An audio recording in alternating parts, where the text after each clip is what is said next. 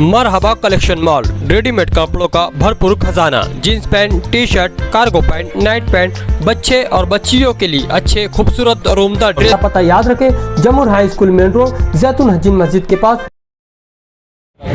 देश के अंदर बहुत बड़ा बदलाव आ रहा है। देश के अंदर 10 साल से जो नफरत की राजनीति की जा रही थी और धर्म के नाम पर लोगों को जिस तरह खाने में बांटा जा रहा था और माइनॉरिटी में ख़ास तौर पर जो है कुछ माइनॉरिटी को मखसूस तौर पर टारगेट किया जा रहा था, आज आवाम ने ये साबित कर दिया है कि कोई नेता कितना ही बड़ा क्यों ना हो, लेकिन आवाम जिसके हाथ में वोट देने की ताकत है वो मुल्क का रुख बदल सकती है। आज जिस वक्त मुल्क में ये आवाज़ लग रही थी कि अब की बार 400 पर, अगर सही मानों में मौसम साथ देता, गर्मी का मौसम नहीं होता और लोगों में जो है पार्लियामेंट को लेकर के वोट देने के लिए उतनी ज़्यादा उत्साहट नहीं होती, अगर लोगों में सही मानों में बेदारी होती तो 200 भी पार नहीं कर पाती। आज इस वक्त जो है हालात बदल रहे हैं और ये किसी एक शख्स की या किसी नेता की जीत नहीं है,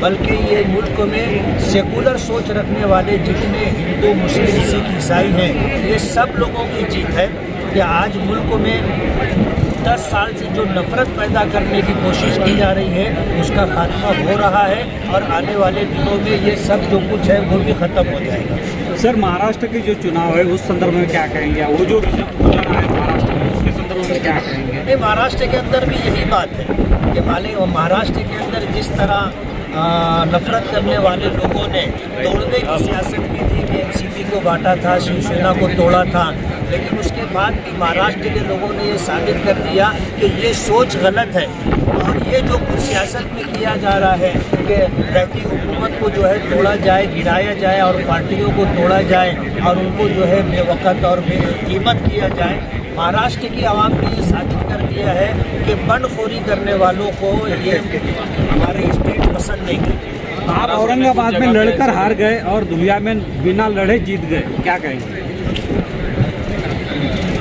अब मैं तो मालेगांव का हूँ, दुनिया मालेगांव लोकसभा से ताल्लुक़ रखता हूँ।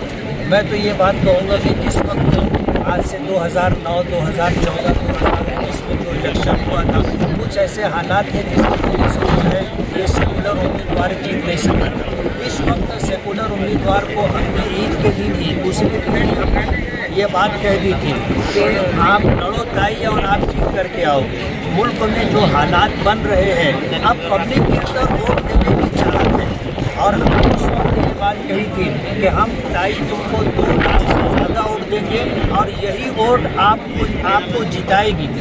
अगर मालेगांव में 2,05,000 से कम वोट पड़ती तो शायद ताई नहीं जीत पाती। और मैं तो एक बात ख़ास तौर पर ये कहना चाहूँगा कि जो पिछला असेंबली इलेक्शन हुआ था, उस विधानसभा इलेक्शन में कांग्रेस के उम्मीदवार शेख हासिफ जब हारे थे, उन्होंने बोगस वोट के नाम पर, मस्जिद के नाम पर 40-45 हज़ार वोट उन्होंने कटवा दी थी और अलग ऐलान उन्होंने कटवाया था।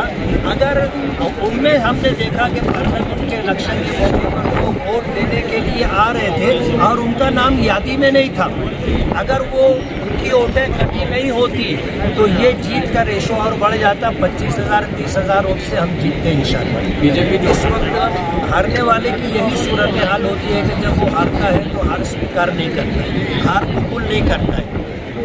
कहीं ना कहीं उनके मन में ये बात थी कि हम जीतेंगे, इसीलिए इलेक्शन लड़ रहे थे। लेकिन जाहिर बात है कि इलेक्शन होता है, जीत हार होती है और बहादुरी की बात यह है कि जीता तो जीता, हारने वाले को भी हार कबूल करना चाहिए और सामने वाले को मुबारकबाद देना चाहिए कि यार मुकाबला तो ज़बरदस्त था, हमें ये उम्मीद थी कि हम जीतेंगे, हम नहीं जीत सके, आप जीते।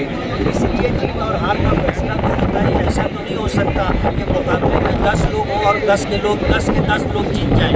एक जीतेगा, 9 को हारना है तो 9 लोगों को हार कबूल करना चाहिए और यही सेकुलरिज्म है और यही पब्लिक की ताकत है जो लोगों को मान लेना चाहिए। अब आपकी उम्मीद क्या है? अब तक के हमारा अभी आपने जो चाहा वो किया, तो आप उनसे क्या उम्मीद है? हमारी चाहत तो ये है कि हमने पहली मुलाकात में उनसे कह दिया था कि हमारा आपसे कोई मुकाबला नहीं, हमारी आपसे कोई डिमांड नहीं है। हम बगैर किसी शर्त के आपको हिमायत दे रहे हैं, आपको सपोर्ट कर रहे हैं। अगरचे पार्टी के एतबार से आपका हमारा इख्तिलाफ है, हम कांग्रेस पार्टी से ताल्लुक़ नहीं रखते, लेकिन हम आपको 100% सपोर्ट करेंगे और 2 लाख से ज़्यादा वोट देंगे, ये बात हमने कही थी। और उस वक्त हमने उनसे कहा था कि ताई आज आपसे हमारी कोई बातचीत नहीं, जिस वक्त आप चुन करके आ जाओगे उस वक्त हम आपसे बात करेंगे कि मालेगांव के विकास के लिए आप क्या करोगे, उस वक्त हम आपसे बात करेंगे। अब ताई जीत करके आ गई हैं, अब हम उनसे बात करेंगे। Thank you.